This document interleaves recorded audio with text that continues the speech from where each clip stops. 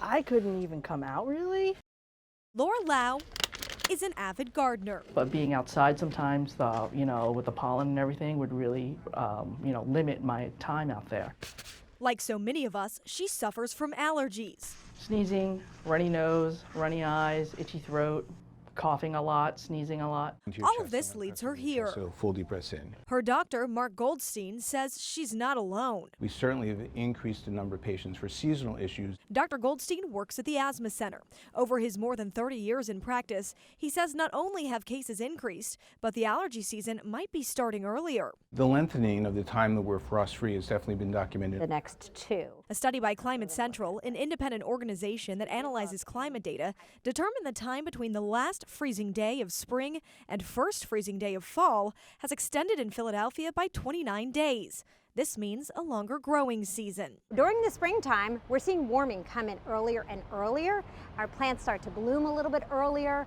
They start to pop. Carbon dioxide is the greenhouse gas that contributes most to human-caused climate change. We are adding more of that to our atmosphere at an unprecedented rate.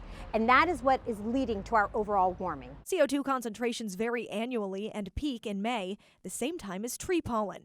Climate Central says 2019 global concentrations are set to be the highest in at least 2 million years. With increase in CO2 production, plants are being more vigorous in their growth and more vigorous in terms of the pollen production.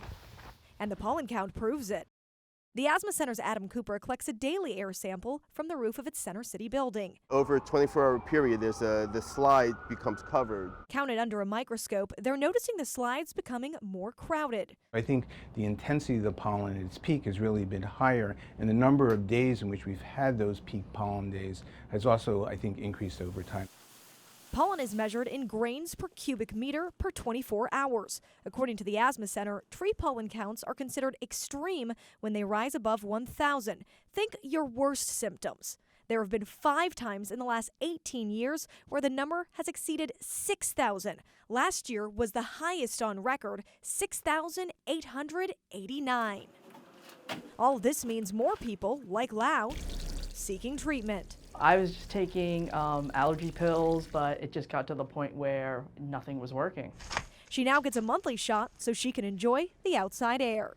Now I can do gardening, I can go out with my friends. Crystal Cly, NBC10 News.